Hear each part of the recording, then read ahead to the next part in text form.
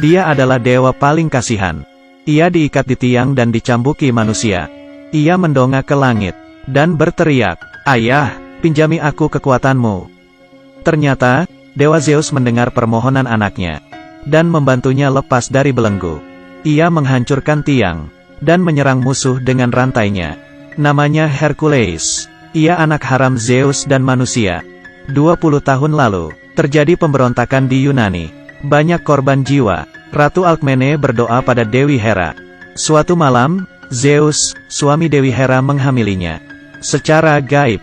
Tapi, Raja Amphitryon melihatnya. Ia murka. Raja sangat marah karena tidak tahu apa yang sebenarnya terjadi. Sampai sekarang, aku juga tidak paham kenapa Zeus harus menghamili istri orang untuk menyelesaikan masalah. Tak lama, Ratu melahirkan anak kembar. Iphicles anak raja, dan Hercules anak Zeus.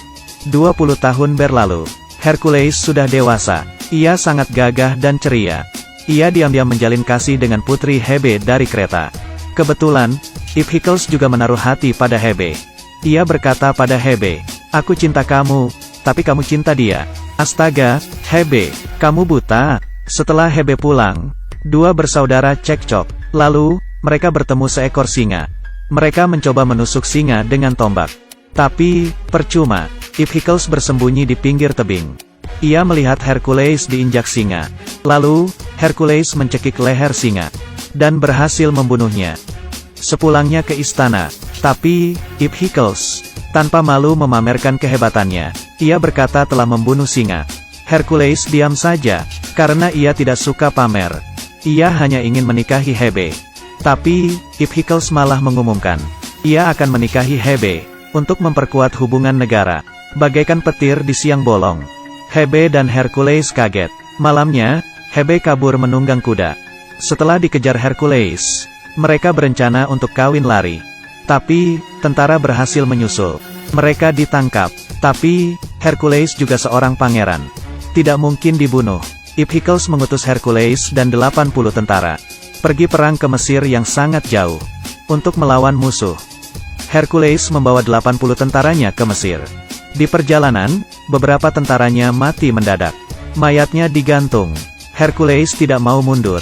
Tiba-tiba sekelompok pasukan muncul dan mengepung mereka. Musuh menyergap mereka. Tapi, mereka hanya punya 80 orang. Bagaimana mengalahkan ribuan musuh?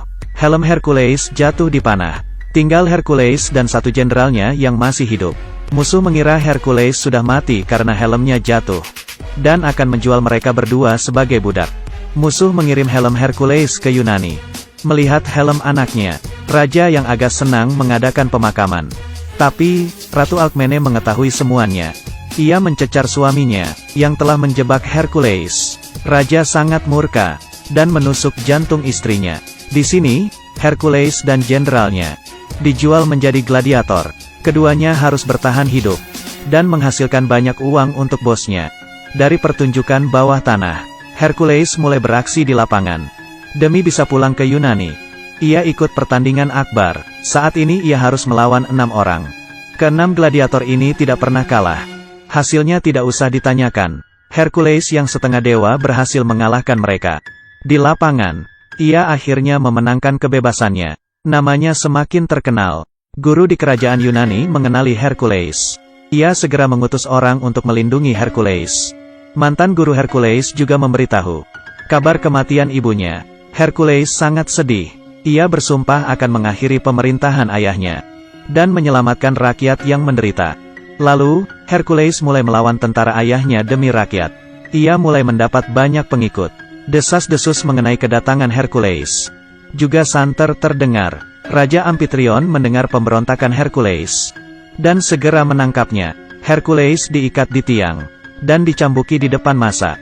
Ini adalah bukti bahwa Hercules bukanlah dewa. Raja juga menangkap jenderal dan guru Hercules. Lalu sang guru di depan Hercules. Hercules frustrasi. Ia berteriak minta bantuan ke Zeus. "Bantulah aku, ayah." Zeus ternyata mendengar doa anaknya. Batu tiang itu patah dan menimpa tentara ayahnya.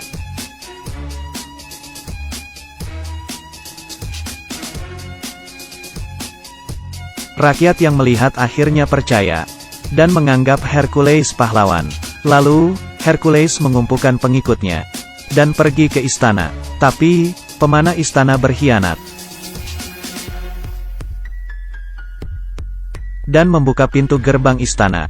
Hercules menantang mereka untuk berduel secara jantan, 1 lawan 1.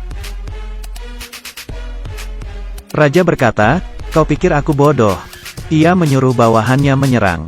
Saat itu, Hercules meminjam kekuatan petir Zeus.